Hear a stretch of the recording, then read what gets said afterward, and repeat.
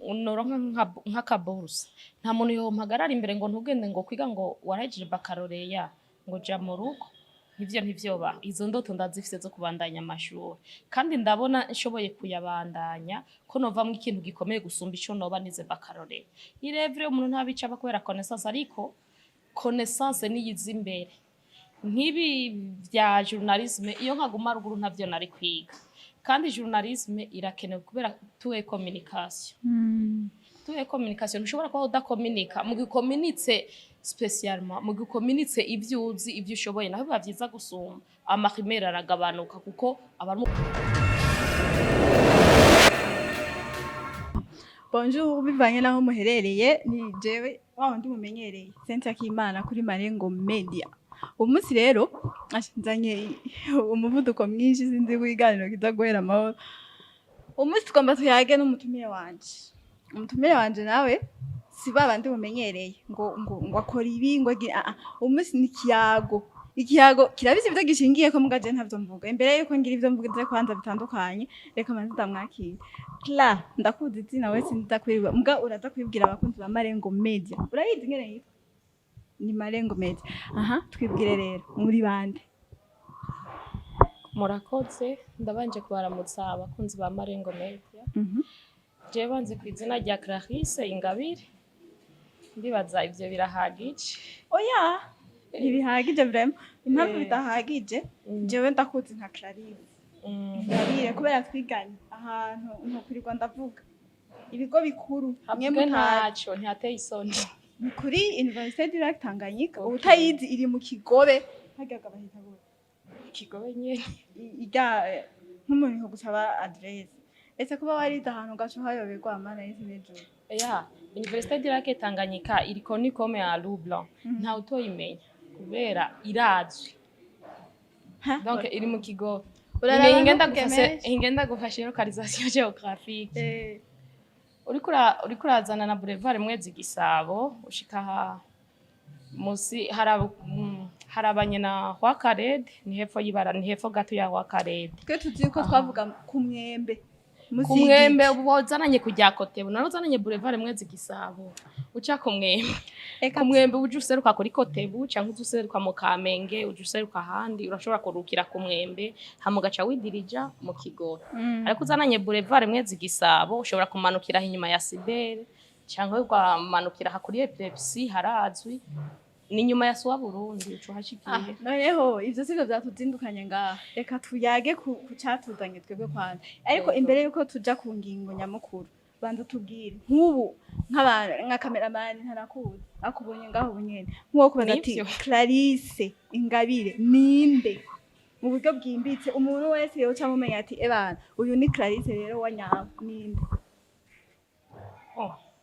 Clarisse wanyawe Clarisse wanyawe umuntu yo mumenya bon premier mani Ingabire Clarisse narivuze ubugize kandi nkaba ndi diplome mu gisata c'ubushakashatsi mu vy'imibano na politiki hakaba mu gisata gito co kumenyesha amakuru ateguwe neza mu gifaransa ni faculté de sciences sociales et politiques département de communication organisationnelle donc bivuga ko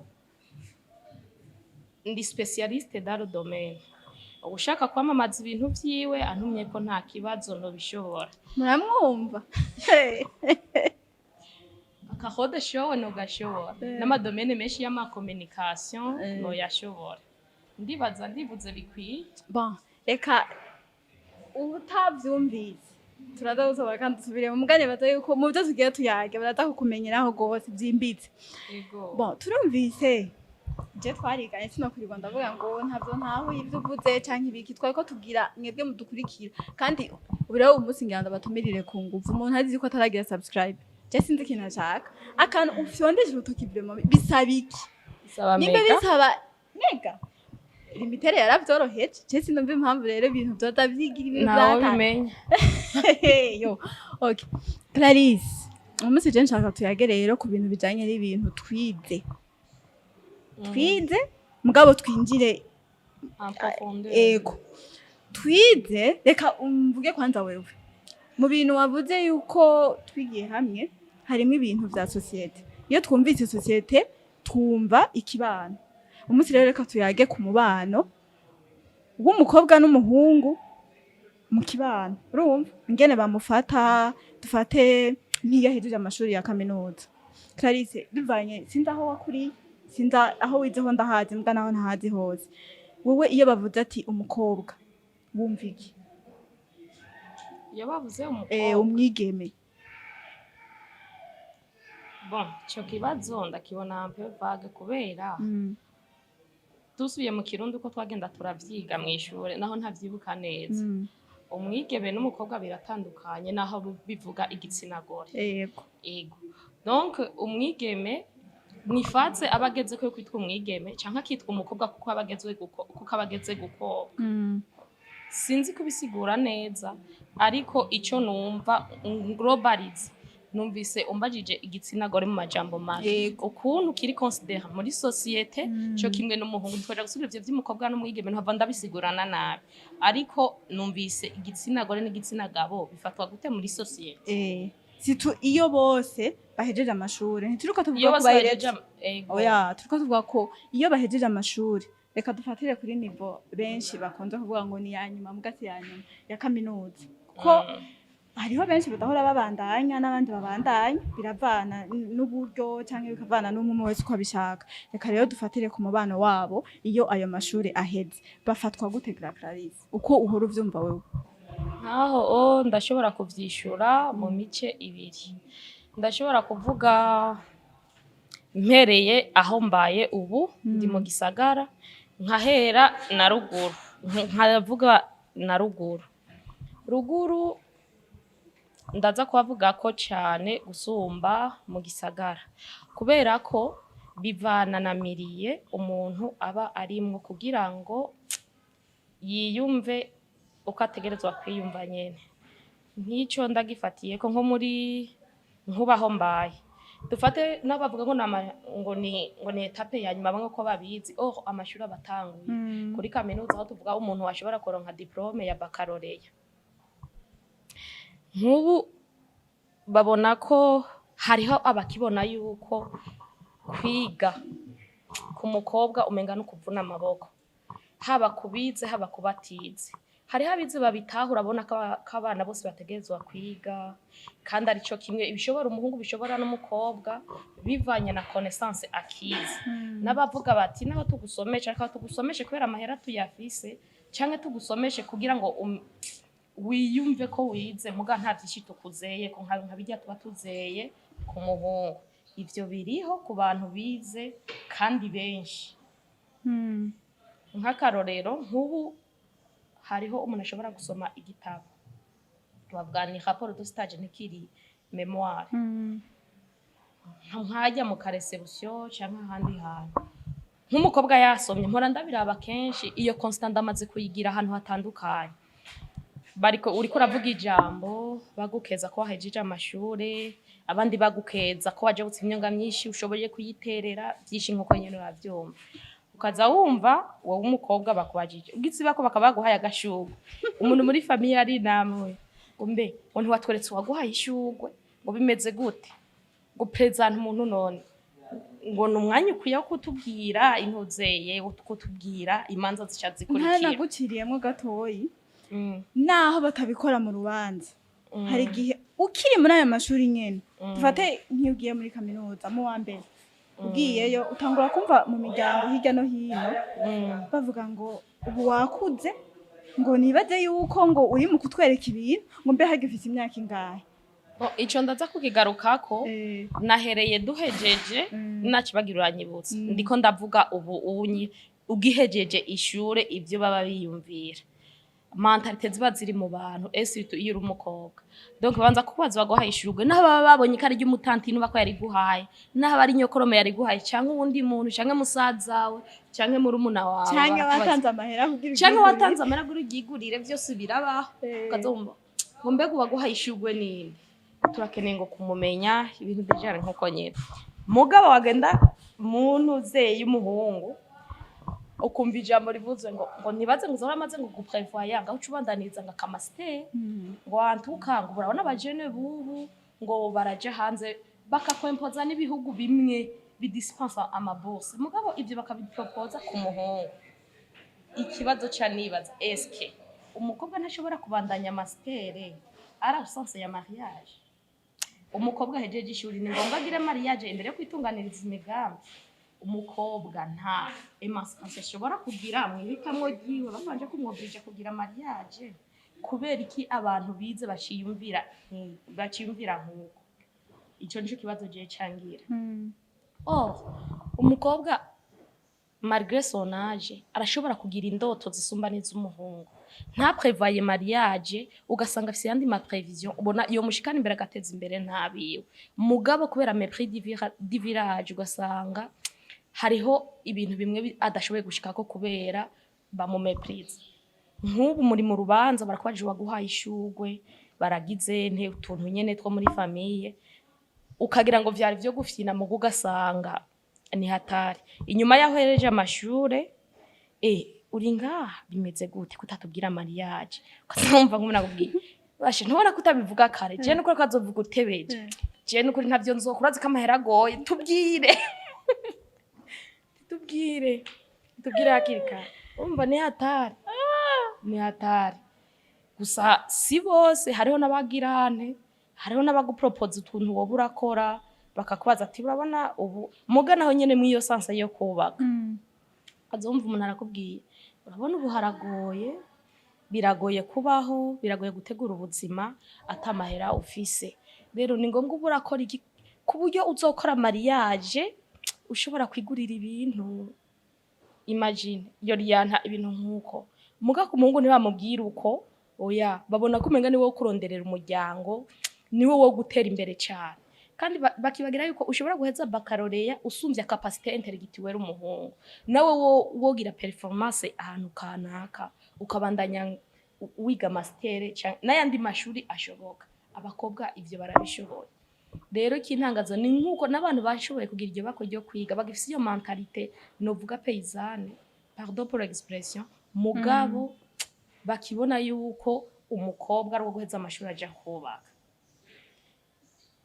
Dusubiye ku kibazo wambajije ati hari naho gitanguye kaminuza bakubaza imyaka office yashe yaho rero sasa aho ni noma kwe aho ni noma turageramiwe mugabo turiko tubivuga kugira ngo mvirize yuko turabona basi ibiba muri societe kandi harimwo ivyo tunegura harimwo n'ivyo tuvuga tuti nta kundi mugabo ntaco tworeka tukunegura nk'abantu bize nk'abantu basi bashobora kwiyumvira gusumba hahandi wa wundi atashobora kuba yaragiye ku ntebe y'ishure canke n'ubwo aba yaragiye ku ntebe y'ishure mugabo ugasanga afise mentalité ukuntu yiyumvira biri hasi cyane. Mbona ndabiraba mu kibano wowe ukiri umukobwa naho bukiri mutoyi bama bakwereka yuko ejo canke hirya yejo uzoshinga umuryango wawe ariko umuhungu bama bamwereka yuko ategerezwa gukora ibintu n'ivyo atabona mu maso yiwe babona yuko azobishobora kandi azobikora. Rero dushaka n'abakobwa babereke yuko dufashanye kwiyumvira rero tunabaze ndibaza badakuvyandika muri commentaire batubwire baduha umuco none kubera iki babona uko kubera iki bavyiyumvira uko mu gihe uko vyara umukobwa niko vyara umuhungu nimba umuvyara kuri cesarienne umukobwa n'umuhungu birashuka mu vyaro ko nyene kandi ni nuko umuhungu akwankiye n'umukobwa akwankiye ego urumva ibishika ku mwana w'umuhungu nivyo bishika no ku mwana w'umukobwa nico gituma dukwiye gufatwa bamurekere emancipation ahitemwe ico ashaka bareke kumumepriza bareke kumuremera bamutuma ako ahitamwo nabi bivanye kandi nivyo wewe bivanye naho ugeze ivyo maze kumva bitandukanye canke ivyo maze kubona wewe ubona ko ikintu ca mbere gituma abo bantu ko barahari biyumvira uko onye babona yuko umukobwa nuwo kuja mu rugo ateraje nuwo kuja mu rugo nta ateraje yatanguye gusaza n'amashuri yize wewe wiyumvira ko ari kubera iki babibona uko wiyumvira ko ari kubera iki bavyiyumvira uko donc biragoye niko umuco ndundi uvuga canke bonyene barabikreye biraba umuco ku nguvu erega la plupart des cas abantu nitubaye uko dushaka kuba donc nous ne sommes pas ce que nous devons être. Nous sommes ce que la société nous a socialisé. Turi ico société yashatse ko tuba, ntituri ico dushaka kuba twebwe nyene. Kandi benshi twakuze uko nyene. Mu gihe ugombye kwidetasha na société kugira ushitse indoto zawe, babona ko umenga sinzi ukuntu nokivuga, umenga uri polemique ukuntu muri famille. Sinzi ukuntu uvyumva. Donc hariho umuntu yakuze bavuga bati à 18 ans umukobwa no kuja kubaka. Naho yiga avugira ati kubera vyavuze naka kandi ndamuha mu muryango nivyo. Donc abakurambere hariho ukuntu bari bafise manière de vivre, bari bafise ukuntu babaho. Rero baca bagomba n'ugwaruka ruza ruraza uko nyene babeho nko bye bari babayeho, batagombye kubaho nkuko abakera bari babayeho ukamenga batituye umuco. Siko vyategezwa kugenda. Nk'ubu mu kubisigura nsubiye ko twari twahereye mvuga nti na ruguru ndaza kubivugako. Je mvuka ruguru mu mitumba. Nk'ubu nkaho merereye sindi muri benshi bagize bakojye kwiga kaminuza. Ego barahari baziga, mugabo n'abajene ubwabo ntibaha valeur kwiga kaminuza arabakobwa. Urumva bagira ati bahejeje imanite ngo kazi manze gusoma no kwandika ngo noronka uwundesha ngo noca nigira, akakubwira ko na mama we yara ngo ya 17 ans yashoboye gupratika biologie, akabareza abana plus de 6 ans, plus de 7 ans, atashoboye kubandanya amashuri akabaho. Ayo mentalite n'abanyeshuri baba baragiriwe ibakwe ryo guheza imanite usanga bafise, akenshi bayakura ku bavyeyi babo. Abavyeyi babo barabona ko kwiga ari vyiza, ariko kwiga amashuri menshi bisubiza umukobwa inyuma. Nk'akarorero nk'ubu urabona hariho ego ubu kaminuza zamaze kuba nyinshi aho ntumbereye. Nk'ubu hariho ijere Kiremba, hariho ijere Bururi, ugiye Makamba ijere y'Imakamba iri hafi, ijere Rutana iri hafi, urasimba ni Bujumbura ukiga kandi ibyo ushaka. Urumva amakaminuza yagwiriye. Mugabo ni kibazo. N'uri karayiga ubwiwe arafise ya mentalite bimwe dukura mu mihana yuko kwiga kaminuza atamuntu afise ariko aramusha atazoca agira mariage umenga arago. Nk'ubu nzobasigurira iki ntaciye ngira mariage mpejeje ishuri, nzobasigurira iki? Rero amaze kumara umwanya munini ariko arimbira ati nzosigurira iki abavyeyi ko nzoheza kaminuza ntagira mariage, nguma ndabasaba za miliyoni zo kundihira ntariko ndababwira ibintu by'urubanza. Aho rero urumva ko bagira ikibazo muri bamaze kwiyumvira ukuntu bazobwira abavyeyi, usanga kwiyumvira kure kwiterambere ryabo atari cyane. Kari ngaho gatoya. None burya ivyo vyiyumviro uriko uraraba abajene b'abakobwa ahantu babikura. Burya nihoba hariho abavyobjijwe n'abavyeyi babo. Bien sûr que oui. Ugasanga wewe uri kwishuri, umuvyeyi agira kurungikire minerval, abanza bakubwira yo Cla umeze neza ego ndiko ndakurungikira minerval mugabo nibaze yuko umwaka wa kabiri utazowiga ari je ndakurihira. Bien sûr ego abo bariho. Ndiko ndakurihira ahuba mugabo nibaze yuko mu mwaka wa gatatu uzoba wamaze kubi wawe ahubwo nzoba ndanshikira wawe. None ubwo ego natwebwe bivanye n'ukuntu tuba twarakoze cyangwa bivanye naho tuba twarakuriye birashaka kutuvako. Mugabo ahanini ubwo ntibyo biva ku bavyeyi bacu. Mbega none hamwe byo biva ku bavyeyi bacu ubwo bahanura iki nkawe nka Clarisse?